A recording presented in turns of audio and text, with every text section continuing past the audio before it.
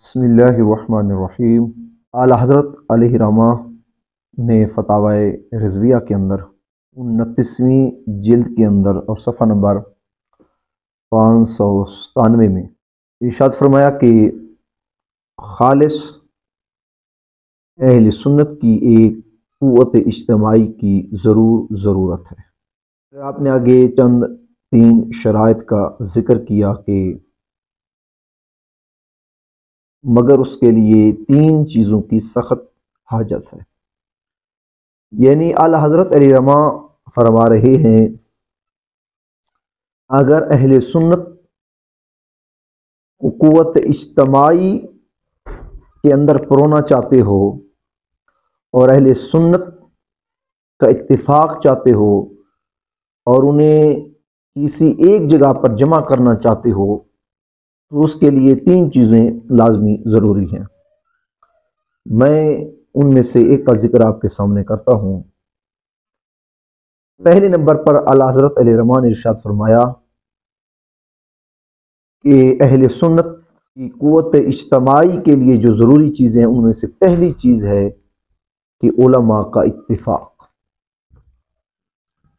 ये आपने इशारा दिया कि जब तक अहले सुन्नत के उलमा आपस में इत्तिफाक नहीं करेंगे वो एक क़ुव्वत बनकर और इज्तिमाई क़ुव्वत बनकर माशरे के अंदर नहीं आ सकते।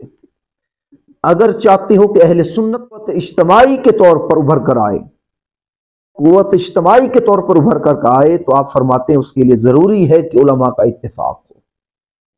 आगे आला हज़रत खुद इरशाद फरमाते हैं कि सफ़ा नंबर 598 के अंदर आप फरमाते हैं कि इत्तिफाक के उलमा का ये हाल है कि हसद का बाजार गर्म है।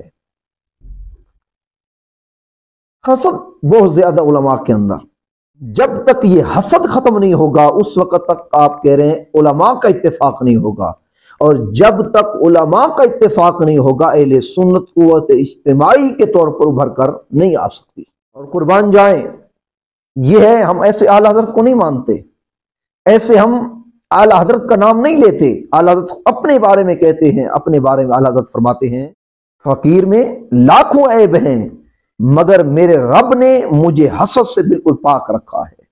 ये आला हज़रत अलैहि रहमा अपने बारे में कह रहे हैं कि मेरे अंदर लाखों ऐब हैं लेकिन अल्लाह रब्बुल इज़्ज़त ने मुझे हसद से पाक रखा है। फिर आप फरमाते हैं अपने से जिसे ज्यादा पाया, अगर दुनिया के मालो मनाल में ज्यादा है, दुनिया के मालो दौलत में ज्यादा है, कल्ब ने अंदर से उसे हकीर जाना, फिर हसद किया हकारत पर।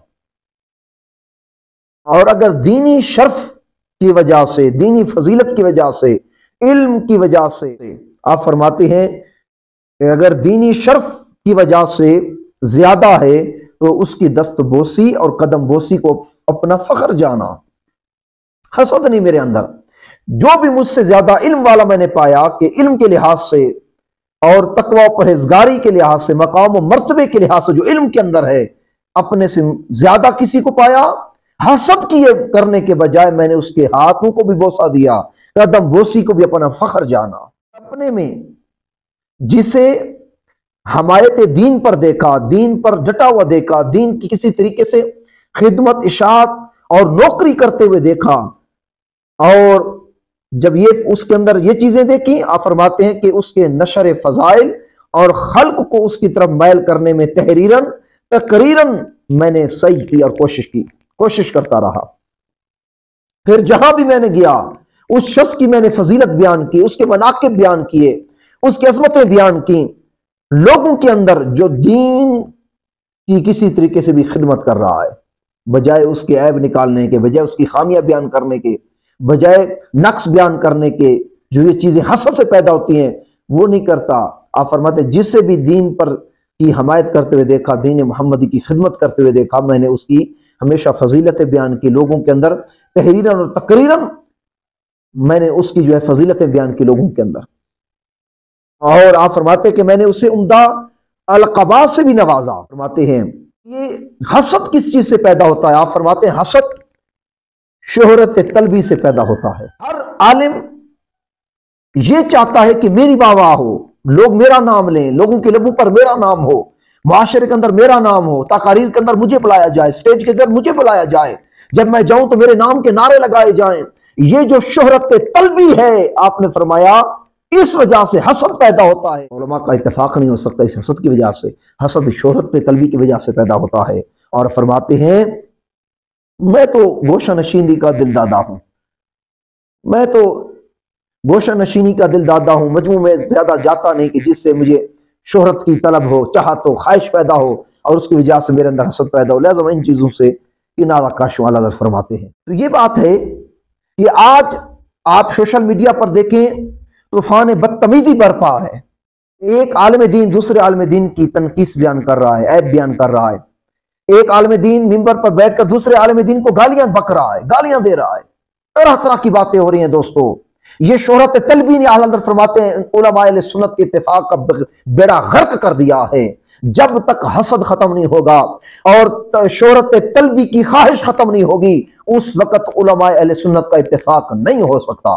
اگر علماء اہل سنت کا اتفاق کرنا ہے، پہلے اپنے من کے اندر شہرت طلبی اور حسد کو ختم کرنا ہوگا۔ جب شہرت طلبی ختم ہو جاتی ہے اور حسد کا بازار ختم ہو جاتا ہے جو گرم ہے، اس وقت پھر علماء کا آپس میں اتفاق ہوتا ہے۔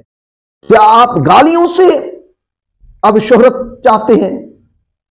آپ اب چاہتے ہیں کہ دوسرے کو گالیاں دے کر، دوسرے کو تانا زنی کر مشہور ہو جاؤں؟ کیا کرو گے اس دنیا کی شہرت کو؟ چند لوگ آپ کے ہاتھ چومیں گے، پاؤں چومیں گے، چند جلسوں میں بلائیں گے، چند تقریر آپ سے کریں گے، آپ کی واہ واہ ہو جائے گی۔ دل دکھانا، کسی کو گالی دینا ممبر رسول پر بیٹھ کر، اس کا کتنا بڑا جرم تھا۔ ہم نے تو علماء نے تو اس معاشرے کی اصلاح کرنی تھی۔ وہ اب حال یہ ہو چکا ہے، جن علماء نے معاشرے کی اصلاح کرنی تھی، انہی کی وجہ سے، انہی کی گالیوں کی وجہ سے، انہی کی تقاریر کی وجہ سے معاشرہ بگڑتا چلا جا رہا ہے۔ نوجوان نسل دین سے بیزار ہوتی چلی جا رہی ہے، علماء سے نفرت کرتی چلی جا رہی ہے۔ عزت کی بارگاہ میں دعا ہے کہ رب کائنات ہم سب کو اعلیٰ حضرت علی رضا کی تعلیمات پر، قرآن و سنت کی تعلیمات پر عمل پیرا ہونے کی توفیق عطا فرمائے۔ وما علینا الا البلاغ المبین۔